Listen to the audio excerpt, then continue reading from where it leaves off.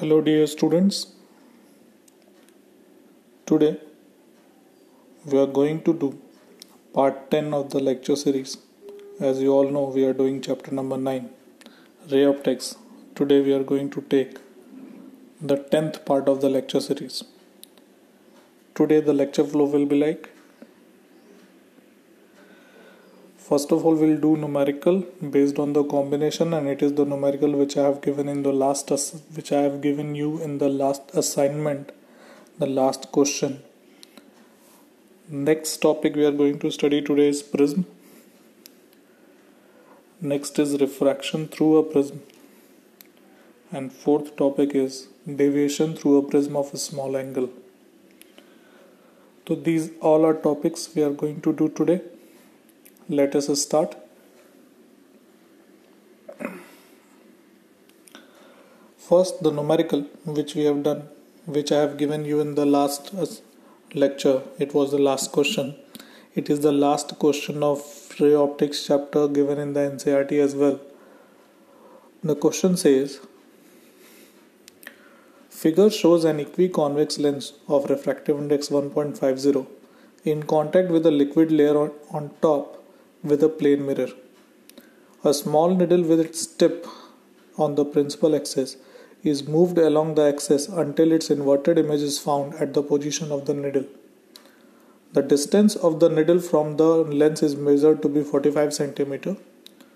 The liquid is removed and the experiment is repeated. The new distance is measured to be 30 cm. The question is, what is the refractive index of the liquid? So first of all, let us try to understand the question. As you can see in the ray diagram also, lens is there, below the lens, and there is a liquid and then after a plane mirror. If you see the image, the ray diagram which is given in the question, then you will find there are three things. One is convex lens, another is a plano-concave lens made of liquid, and the third one is plane mirror. Let me repeat again. One is convex lens, other is, as you can see, one is convex lens, here the plano-concave lens because one surface is concave as you can see, and the last one is plane mirror. So there are three things. Okay. If we remove the liquid layer, then there will be only two things. One is convex lens and one is plane mirror. And then the image of the object coincides with itself. Position of the object coincides with the position of the image. It simply means that after the refraction from the lens, the ray must go parallel to the principal axis so that it falls on the mirror normally and the image coincides with the object. Hence, we can say that the focal length of convex lens is the distance measured without the liquid. So, we are going to give a logical reason for this, and reason is solution. When the liquid layer is removed, then the position of the object with respect to convex lens is 30 cm. This is the position at which its image is also there. In this case, the object must be at its focus of the convex lens to get the image coincide with itself. If you remember in the last lecture also we have done a similar type of question. Therefore, focal length of a convex lens is 30 cm. Now what happens? Now the liquid layer is suppose present. Now what happens? Again, at the distance of 45 cm, the image of the object coincide with the object itself. It simply means that now the object is at the combined focal length. When I say combined, because there are two lenses. One is convex lens, another is plano-concave lens, okay, which is made of liquid. So now 45 cm will be the focal length of combination of that convex lens given and the plano-concave lens which is made by the liquid. These two lenses are kept in contact, and whenever the image of the object coincides with itself, It simply means that object is at the focal length of the lens or whatever combination is given in case of plane mirror only. So now we have the combined focal length of equiconvex lens given and the plano-concave lens made by the liquid, and that combined focal length is 45 centimeter. So when the liquid layer is present, then the position of the object with respect to convex lens is 45 centimeter. In this case, object must be at the focus of combination of the convex lens and plano-concave lens of liquid to get the image coincided with itself. Therefore, the focal length of combination is 30 centimeter. I hope the 2 points are clear. The focal length of equiconvex lens which is given, it is 30 centimeter, and the focal length of equiconvex lens and the plano-concave lens made of liquid is 30 centimeter. Sorry, it should be 45 centimeter. At the last it was written 30 centimeter. It should be 45 centimeter. Please make it correct. At the last it is written 30. Make it 45. Okay, let us move ahead. Now let us solve and get the required value. The required value is the what is the thing which is being asked in the question. The thing is we need to calculate the refractive index of the liquid. Okay, so let us have some position. First of all, let the focal length of convex lens be f1, focal length of plano-concave lens that is made of liquid be f2, and the focal length of combination is f. The focal length of combination we have, it is 45 centimeter. Focal length of equiconvex lens we have, it is f1, and which is 30 centimeter. f2 we don't know. So let us apply the formula. Since the lenses are in contact, then the equivalent focal length 1 upon f is given by 1 upon f1 plus 1 upon f2. We are going to put the value of f as 45 centimeter. We are going to put the value of f1 as 30. Then plus 1 by f2. Now f2 have to be calculated. Then 1 upon f2 will be equal to 1 upon 45 minus 1 upon 30. 1 upon f2 will be equal to 2 minus 3. By taking LCM you can solve 2 minus 3 upon 90. Then 1 upon f2 will be equal to minus 1 upon 90, or f2 will be equal to minus 90 centimeter. The focal length of plano-concave lens made of liquid comes out to be minus 90 centimeter. Now for equiconvex lens we have focal length, we have its refractive index given in the question, it is 1.5, but we don't have its radius of curvature. So for equiconvex lens we apply the formula f1 is equal to r upon 2 mu minus 1. It is the modified form of the lens maker's formula. If you remember, in the lens maker formula we applied the several different cases. The first case was equiconvex lens and focal length is given by this formula only. This formula is f is equal to r upon 2 mu minus 1. Let us put the value and get the value of capital R, that is your radius of curvature. So we will put the value of f1, that is a 30. We will put the value of mu, it is 1.5. In the denominator 1.5 minus 1 it will be 0.5. 0.5 multiplied by 2 it is 1. So basically R is equal to what? 30 centimeter. Now just see, the liquid has no fixed shape. It comes in the shape it has the shape of the container only in which the liquid is kept.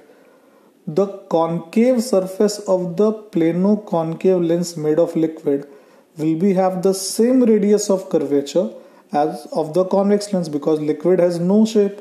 It will be of shape of the contact surface, and that contact surface is convex surface of the equiconvex lens. So then the radius of curvature of the plano-concave lens will be same as the radius of curvature of the equiconvex lens. So now what we can say that the radius of curvature of concave surface of the plano-concave lens will be same as the radius of curvature of convex lens. Hence for plano-concave lens we have, what are the values we have now? We have calculated the value of focal length, we have calculated the value of radius of curvature, but there are two radius of curvature. One is concave, one is plane. So what are the values we have? Let us note them. The values we have: radius of curvature of concave surface, that is, first of all, focal length f2 is equal to minus 90 centimeter. Refractive index, I have written it by mu dash, so mu dash is equal to question mark, we don't know, that has to be calculated. Radius of curvature of concave surface r1, it is equal to minus 30 centimeter, and radius of curvature of plane surface r2, it is actually plane, so radius of curvature is going to be infinity. Now we are going to apply Lensmaker's formula. So by Lensmaker's formula, if you remember, 1 upon f is equal to mu 2 1 minus 1 1 upon r1 minus 1 upon r2. So let us put the value. So it will be 1 upon f2 is equal to mu dash minus 1 1 upon r1 minus 1 upon r2. Let us put the value. In place of f2 we have minus 90. In place of mu dash, that has to be calculated, so it will be mu dash only. In place of r1 it is minus 30. Why is it so? Because we are moving upward and the incident light which is from the object is going downward. That's why it is written as minus 30 centimeter. Minus 1 upon infinity. 1 upon infinity will become 0. That minus 30 is transferred to left hand side. So we are going to have mu dash minus 1 is equal to minus 30 upon minus 90. Or minus minus sign will be cancelled out. 30, 3s are 90, so 1 upon 3 we are going to have from here. So mu dash minus 1 is equal to 1 by 3, or mu dash is equal to 1 by 3 plus 1, mu dash is equal to 4 by 3. So this is what the value being asked in the question. This is a very important question. It was there in the paper of 2018 board examination paper, but values were not given. In place of 45 centimeter it was written A, in place of 30 centimeter it was written B. So sometimes in the board examination same questions from the NCERT are being asked, but what happens? The values are changed. So you have to understand the method rather than the solution. You know how to solve the question, you must consider the method only, not the numerical. You don't learn the numerical, you just learn the method, how the question is being solved. So this is for the numerical. Now let us move ahead to our topics. Next topic we are going to study is prism. It is already being studied, you have already studied in class 10th. What is a prism? So prism, basically it is a homogeneous medium bounded by two plane refracting surfaces inclined at certain angle. As you can see in the ray diagram also, which I have given in the first diagram, normally people think that prism has only three sides and it is triangular in shape, but actually it is a kind of wedge. It has a base, it has two refracting surfaces that is of rectangular shape, and those two rectangular surfaces are inclined at certain angle, and that very certain angle is called angle of prism or refracting angle. As you can see in the ray diagram also, it has three rectangular faces. One is base, one is from the ray, one is from which the rays is being refracted, that incident ray falls on the surface, and the other from which the ray is coming out. So as shown in figure, rectangular base prism, it has three rectangular faces and two triangular faces. One is in front and one is at the back. The angle between rectangular faces through which the refraction takes place is called angle of prism or refracting angle. It has two names. One is angle of prism and other is refracting angle. Now we all know, when a white light falls on the prism, it splits into 7 different colors. Why it splits? Because a white light is a combination of 7 different colors. All the colors have different wavelength, and the wavelength decides the angle of refraction. So all the colors have different angle of refraction. That's why the angle of incidence of white light is this, whatever the angle of incidence of white light is, the same angle of incidence for all the colors, but angle of refraction is different because angle of refraction depends on the wavelength of the light. So all the different colors have different wavelength. That's why the angle of refraction for different colors is different, and that's why the light splits, and it deviated further from the second phase of the prism, and we have a spectrum.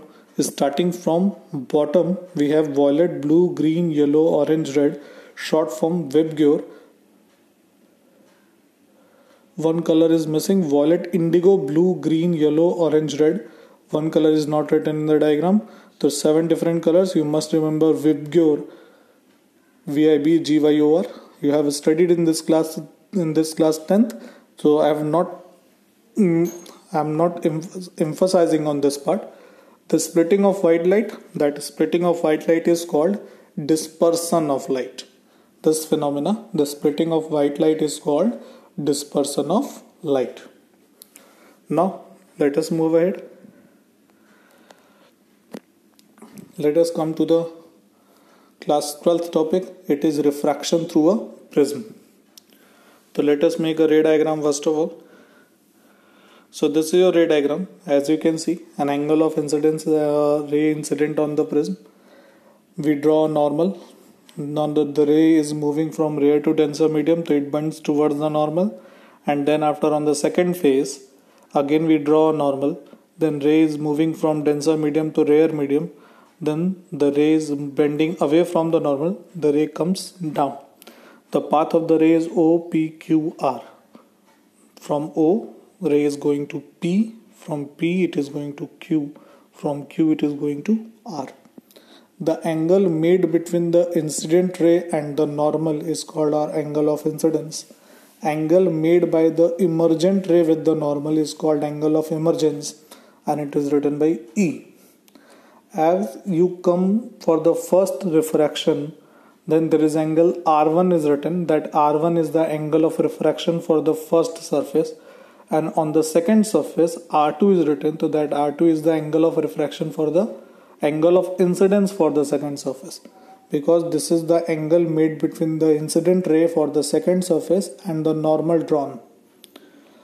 One more angle you can see if we extend the incident ray ahead to L, from P to L.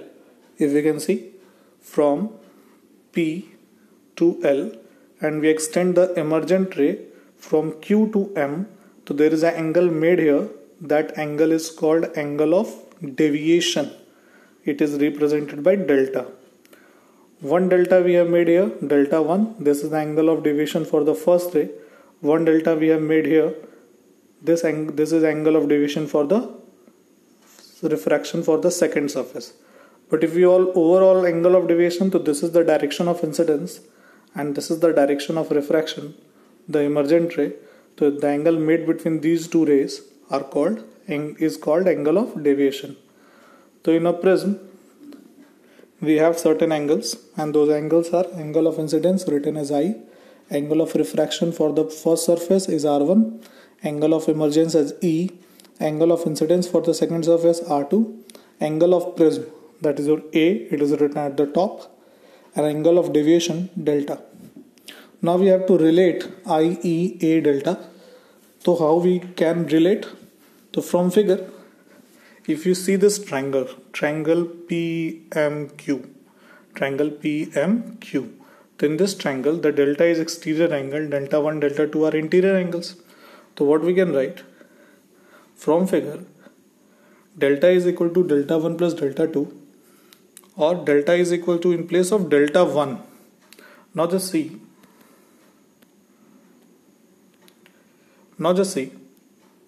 this whole angle means R1 and delta 1, this whole angle, this angle is equal to I, because these are vertically opposite.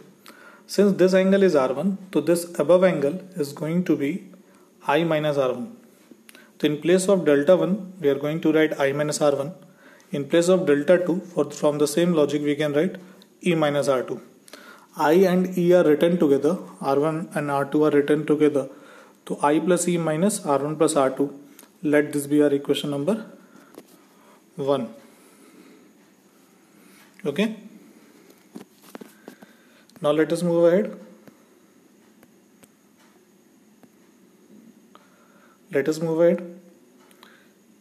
In triangle PNQ, if you are able to see triangle P, point of incidence, and the angle made between the normal, the vertex made by the normals, and Q.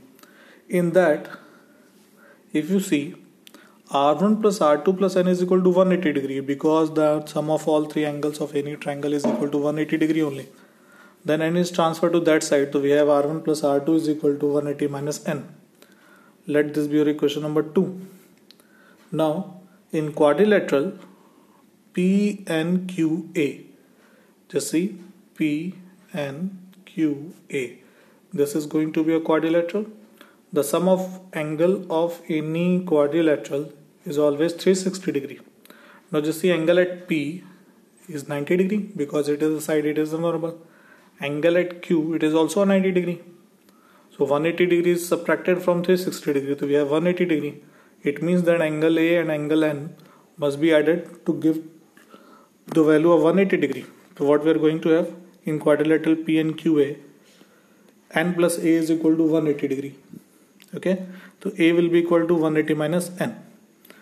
Now let this be equation number 3. Now just see equation number 2 and equation number 3. They have right hand side same, so they must have left hand side also same. So from 2 and 3 we can write R1 plus R2 is equal to A. Let this be equation number 4. Now we put the value of R1 plus R2 in equation number 1. So we are going to have delta is equal to I plus E minus A. This is the required relation between angle of deviation, angle of prism, angle of incidence, and angle of emergence. One more thing from here, this R1 plus R2 is equal to A. This is also a formula. We are going to use this this as a formula in coming topics. So you must remember that angle of refraction for the first surface and angle of incidence for the second surface, if these two angles are added, so we are always going to have angle of prism, that is your capital A. So we have two formula now. One is R1 plus R2 is equal to capital A. Another is delta is equal to I plus E minus A. Okay, let us move ahead. Now we are going to study variation of angle of deviation with angle of incidence. Now just see, key angle of deviation is there. If I varies, then delta also varies. So what we do, we perform an experiment to make a graph to show the variation of angle of deviation with the angle of incidence. And from the experiment, we have the graph like this. It is clear, very clear from the graph. As you can see, initially the delta decreases with the increasing angle of incidence, but at certain point it becomes minimum, and then after again it increases. So now what we can say, that delta has not uniform variation. First it decreases, then it increases. And if you can see from the diagram, if you see for a given delta, we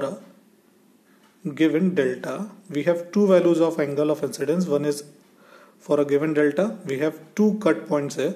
So we have two values of incidence. One is I1 and one is I2. So for any angle of deviation, we have two values of angle of deviation.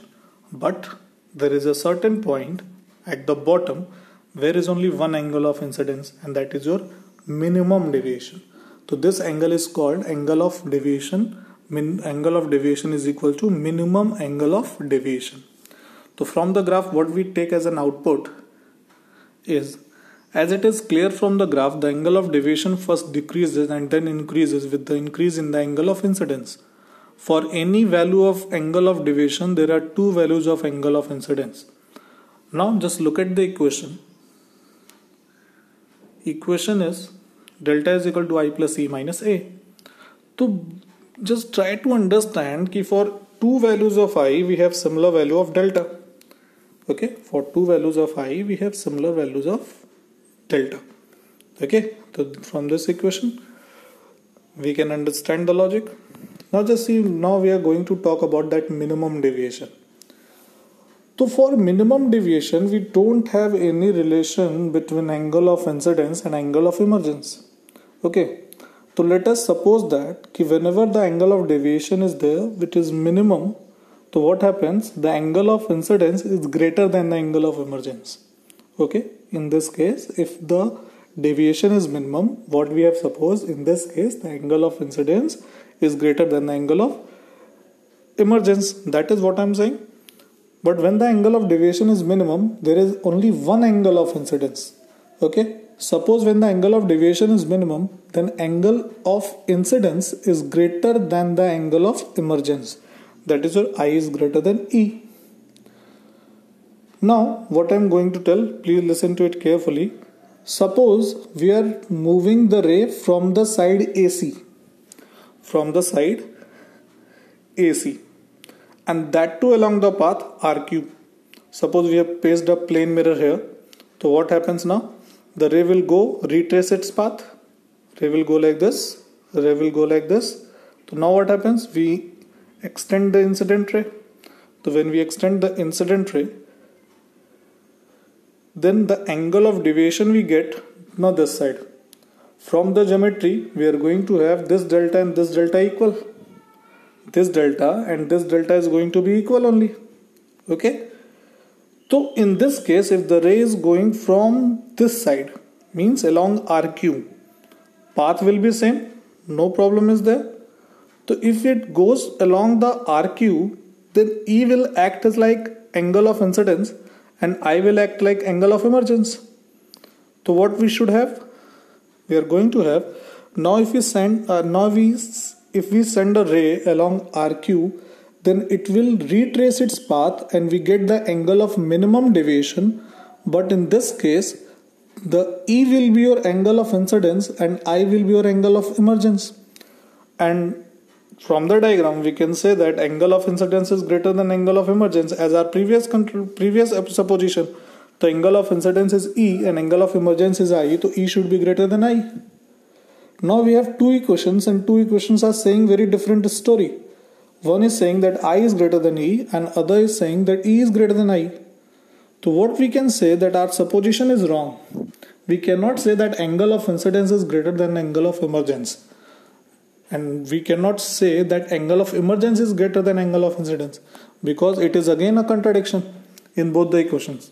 So actually what we say that it is not possible when the angle of incidence and angle of emergence have different values and angle of deviation has its minimum value.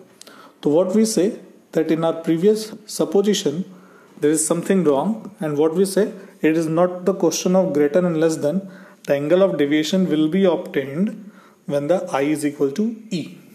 Okay, when I will be equal to E, then an angle of deviation is obtained. So this is the condition for angle of minimum deviation. If someone asked, if it is asked in the board examination, when the angle of deviation is minimum, so you must answer that when the angle of incidence is equal to angle of emergence, then only the angle of incidence, then only the minimum angle of deviation is obtained. Okay, now let us move ahead. Let us derive the formula which relates the angle of minimum deviation with the refractive index of the prism. So as you can see the ray diagram,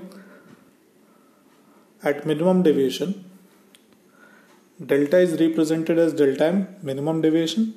I is equal to E, that we have proved by logic. And if you can see that if I is equal to E, then R1 will also be equal to R2. R1 will also be equal to R2. By Snell's law we can prove this. Now we know that R1 plus R2 is equal to A, but R1 and R2 both are same, and we have supposed that its value is R only. So we are going to have 2R, and 2R is equal to A, so R will be equal to A by 2. Now using the formula, delta is equal to I plus E minus A. So in place of E we can put I. A is transferred to left hand side, so we are going to have delta M plus A is equal to I plus I, or 2I is equal to delta M plus A. So I will be equal to delta M plus A by 2. Now just apply Snell's law for the first surface. So we are going to have sin I by sin R is equal to mu to 1. We put the value of I and R.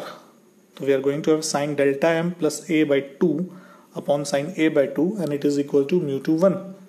This is the formula which relates refractive index of the prism, refractive index of the surrounding and angle of minimum deviation. But if we suppose that rarer medium is air, then mu1 will be equal to 1, mu2 will be equal to mu, and mu2 1 will be equal to mu itself, because mu2 upon mu1. So in place of mu1 if you put 1, in place of mu2 if you put mu, so we are going to have mu only. So in that case we are going to have formula sine delta m plus a by 2 upon sine a by 2 is equal to mu. So this is the formula when the rarer medium is air. Sometime in the board examination it is the prism is immersed in water or something.